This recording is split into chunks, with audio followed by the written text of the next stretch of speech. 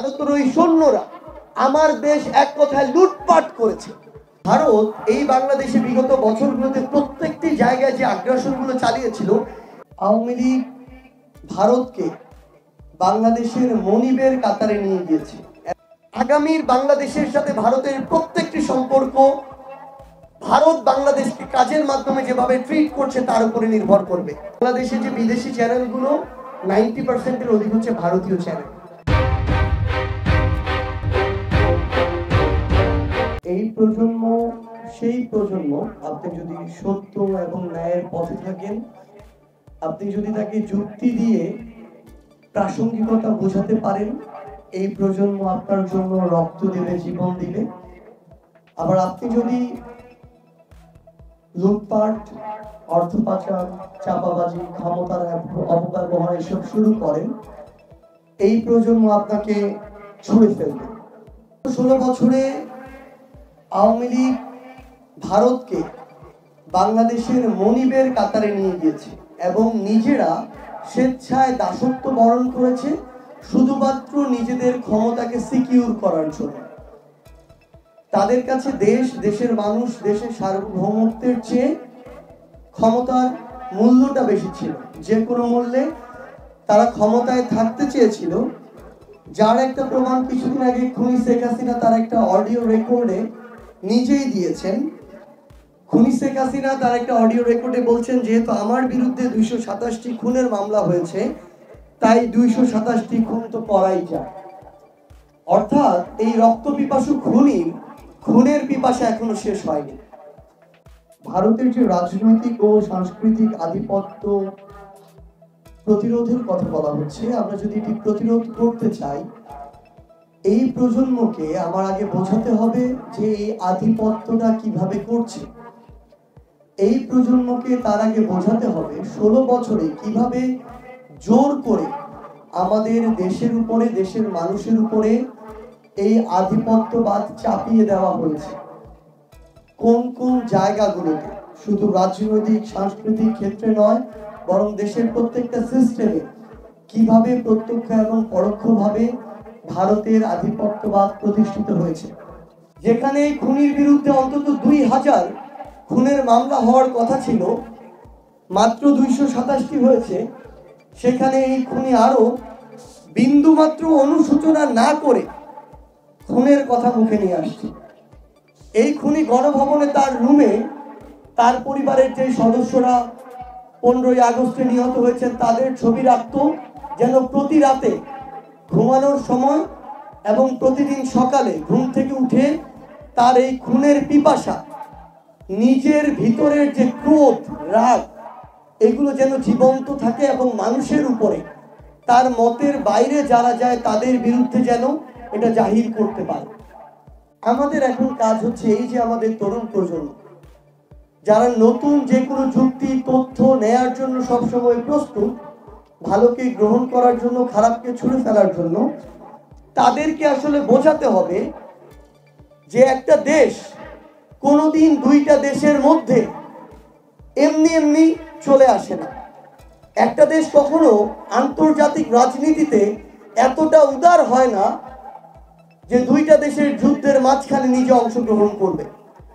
কারণ একটা যুদ্ধে যে কেউ অংশগ্রহণ করুক না কেন, হারুক অথবা জিতুক, তার সামরিক কিংবা তার সৈনিকের দিক থেকে হোক, রাষ্ট্রের দিক থেকে হোক, অর্থনৈতিক দিক থেকে হোক, তার ক্ষতিগ্রস্ত হওয়ার সম্ভাবনা অবশ্যই থাকবে। হয়তো যে হারবে তার বেশি, যে জিতবে তার কম, কিন্তু ক্ষতিগ্রস্ত হবে। আমরা বিগত 16 বছরে এই বাংলাদেশে আওয়ামী লীগ প্রতিষ্ঠা করেছে। বাংলাদেশের স্বাধীনতা ভারত এনে দিয়েছে বাংলাদেশকে, এবং যা আমরা কিছুদিন আগে 16ই ডিসেম্বরে ভারতের প্রধানমন্ত্রী মোদি এবং রাষ্ট্রপতির ফেসবুক পোস্টে, টুইটার পোস্টে আমরা দেখেছি, তারা বাংলাদেশের স্বাধীনতাকে, বাংলাদেশের মুক্তিযুদ্ধকে ভারত পাকিস্তানের যুদ্ধ হিসেবে প্রেজেন্ট করছে। অর্থাৎ তারা ভিতরে ভিতরে যে বিষয়টা এতদিন বিশ্বাস করত, এই বিষয়টা তারা এখন প্রকাশ করছে, এবং এতদিন পরোক্ষভাবে এবং অনেক ক্ষেত্রে প্রত্যক্ষভাবে বাংলাদেশের উপরে এই বিশ্বাসটা চাপিয়ে দেওয়ার চেষ্টা করা হয়েছে। ভারত এটার ভয় পেত যে কখন আমি না দ্বিখণ্ডিত হয়ে যাই। সেই ভারত এটার ভয় থাকতো যে আমার বাংলাদেশের এখন তিন পাশে যেমন ভারত, একইভাবে ভারতের তিন পাশেও এই ভূখণ্ডের বাংলাদেশ আছে। আবার এই ভূখণ্ডের সাথে এক পাশে আমার মিয়ানমার, উপরে নেপাল, ভুটান, পাশে আমার চীন। ভারতের মনে তখন এই ভয়টা এবং এই স্বার্থটা সবচেয়ে বেশি ছিল যে এখন যদি এই সুযোগে আমি পাকিস্তানকে দ্বিখণ্ডিত না করতে পারি কিংবা এই সহযোগিতাটুকু না করে আমি আমার নিজের সার্বভৌমত্ব রক্ষা করতে পারি, তাহলে কখন না আমি দ্বিখণ্ডিত হই। তো তারা যখন নিজের সার্বভৌমত্ব রক্ষার জন্য এই যুদ্ধে আসলো, তখন এই বাংলাদেশের সবচেয়ে বড় থ্রেটের সম্মুখীন হলো আমাদের সার্বভৌমত্ব। এবং সেই থ্রেট 1971 থেকে শুরু করে এই 24-এর অভ্যুত্থান পরবর্তী সময়ে প্রত্যক্ষ এবং পরোক্ষভাবে ছিল। সার্বভৌমত্বের প্রশ্ন আসবে যখন আমার রাষ্ট্রকে নিয়ে ষড়যন্ত্রের প্রশ্ন আসবে, তখন যেন আমরা দল, মত, ধর্ম, বর্ণ সবকিছু নির্বিশেষে ঐক্যবদ্ধ থাকি। এই আহ্বানটি আমাদের জায়গা থেকে থাকবে। 71-এর সময় এবং তার পরবর্তী সময় ভারতের যে ভূমিকা, যেই ভূমিকাগুলো কোনগুলো ভারতের স্বার্থে ছিল, কোনগুলো আমাদের স্বার্থে ছিল, এগুলো যেন আমরা স্পষ্টভাবে আমাদের লেখায়, কথায়, চিন্তায় তুলে ধরি। এবং 71 পরবর্তী সময়ে কিভাবে স্পেশালি ওই 72-এর শুরুর দিকে ভারতের ওই সৈন্যরা আমার দেশ এক কথায় লুটপাট করেছে। আমার দেশের যখন যেই ঘরে ঢোকার ইচ্ছা হয়েছে ঢুকেছে, আমার যে মা বোনকে ছুঁয়ে দেখতে চেয়েছে ছুঁয়ে দেখেছে, সম্ভ্রমের হানি ঘটিয়েছে। এই কথাগুলো বাংলাদেশের সামনে, মানুষের সামনে আসা উচিত। ভারত এই বাংলাদেশে বিগত বছরগুলোতে প্রত্যেকটি জায়গায় যে আগ্রাসনগুলো চালিয়েছিল, এর মধ্যে সবচেয়ে হিংস্র এবং গুরুত্বপূর্ণ একটি আগ্রাসন হচ্ছে সাংস্কৃতিক আগ্রাসন। কারণ আমরা যা, এটাই কিন্তু আমাদের সংস্কৃতি। আমরা যেভাবে খাই, চলি, পড়ি, পোশাক পরি, কথা বলি, এই বিষয়গুলো আমাদের সংস্কৃতির অন্তর্ভুক্ত।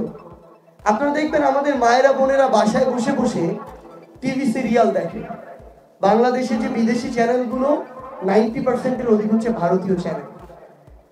আপনি একইভাবে বিপরীত ক্রমে দেখেন, ভারতে বাংলাদেশের একটি চ্যানেলও তারা প্রচার করতে দেয় না। যেই খুনি শেখ হাসিনা 2000 মানুষকে খুন করেছে, যেই খুনি হাসিনাকে বাংলাদেশের মানুষ উৎখাত করেছে, বিতাড়িত করেছে, তাকে আশ্রয় দিয়ে পুরো বাংলাদেশের মানুষের সেন্টিমেন্টের বিপক্ষে আপনারা অবস্থান করছেন। এটা আপনাদের পররাষ্ট্রনীতির অনেক বড় একটা দুর্বলতা। আমরা মনে করি খুনি শেখ হাসিনার জায়গা যেখানে, বাংলাদেশের ওই বিচারের মঞ্চ, সেখানে তাকে পাঠানোর জন্য আপনারা ব্যবস্থা করুন। আগামীর বাংলাদেশের সাথে ভারতের প্রত্যেকটি সম্পর্ক ভারত বাংলাদেশকে কাজের মাধ্যমে যেভাবে ট্রিট করছে তার উপরে নির্ভর করবে।